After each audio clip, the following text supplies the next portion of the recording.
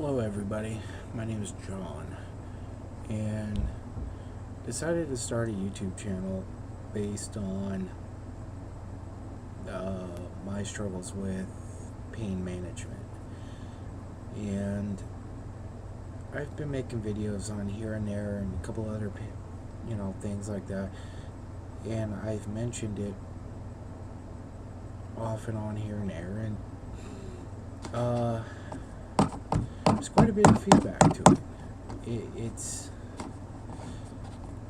It kind of caught me off guard at how many people are actually having the same type of issues, struggling in the same type of areas, and I decided to start doing a blog. I also thought about doing it for the reasons of helping me track my own instead of having to write down everything that happens, why it happens, everything. I'll start off explaining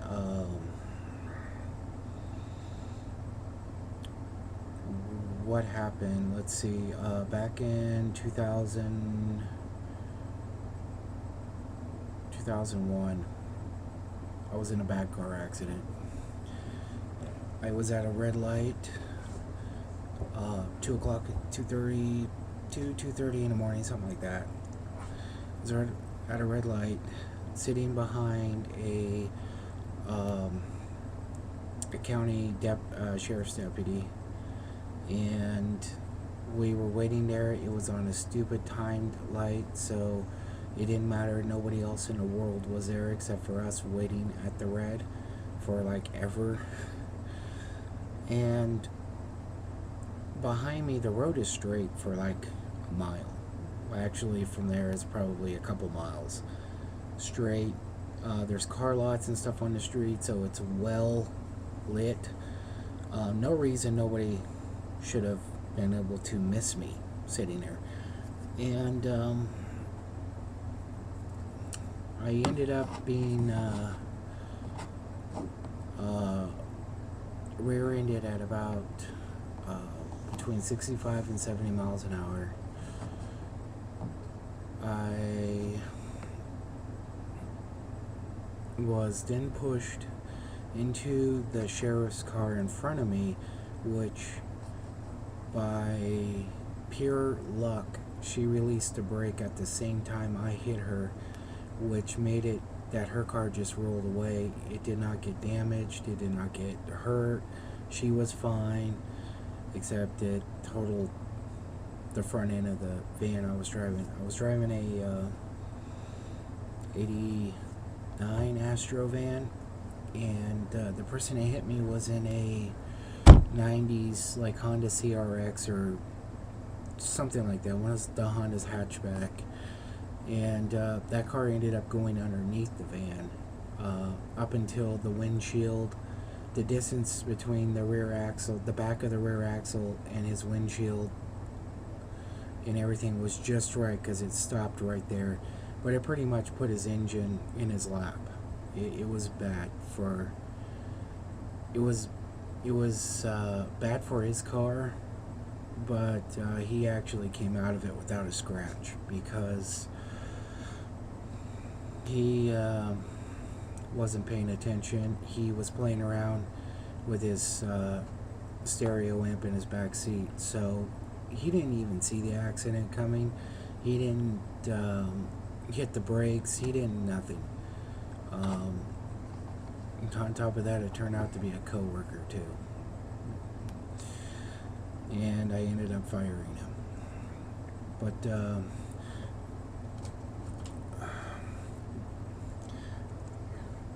yes, I swear I'm an adult, but I like Legos. Here's a Lego seat. You can see the bottom just like on a car. You can see the back just like in a real car. Now what happened, straighten it up there. What happened in my situation, the seat broke right about there, and this part of it flopped all the way back here, which left a little bit, about that much of the back still left.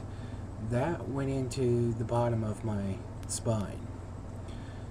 Apparently, between my L3, L4, L5, and S1, there's a combination of like stress fractures and regular fractures that I'll get into a little bit more. After that happened, my body got bent back over that, which kind of pulled my spine apart, and then I flew out of the seat until I hit my head up on the top, and that compressed my spine back down. When the accident happened, again, this is like 2:30 in the morning, I was finally able to pull myself back into the seat and get the car stopped, because I knew there was other people, you know, everything, you know, I knew the cop was in front of me. I didn't fully realize if I hit her or not, because by the time I got hit, I didn't even see it coming, because the light was just about ready to turn, and so I didn't even realize fully that if I actually hit her or not, because I couldn't see the damage of her car, and it looked fine, and I couldn't see the front end of mine because I was all bent up.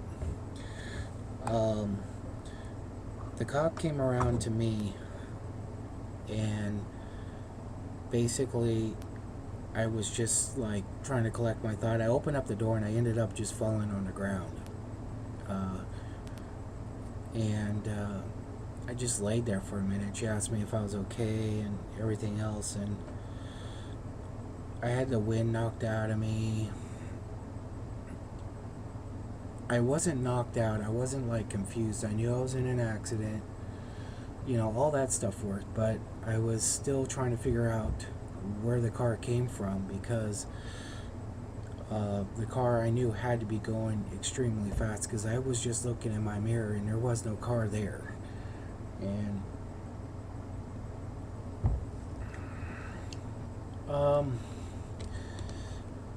the car, like I said, was a coworker. He didn't get hurt at all, because he wasn't wearing a seatbelt and he was pretty much stretched out and playing around in his back seat and everything else. He didn't jerk, and that's where the most problem with accidents happens, when people flinch and jerk up. So he didn't do any of that stuff, so he didn't get hurt at all, even though his grill was, the grill of his car was pretty much in his front seat. The cop, like I said, the car she was driving and herself were fine, which was, I was freaky how that happened, because I was sandwiched in between both, and my front end of the van got damaged. I mean, it was all pushed in and everything else. It looked like I hit her going 30 or 40 miles an hour. I ended up still having to work that night, and it was hell. It was painful as hell. And afterwards I went to the hospital and had x-rays, and while I was in there, it was the typical thing.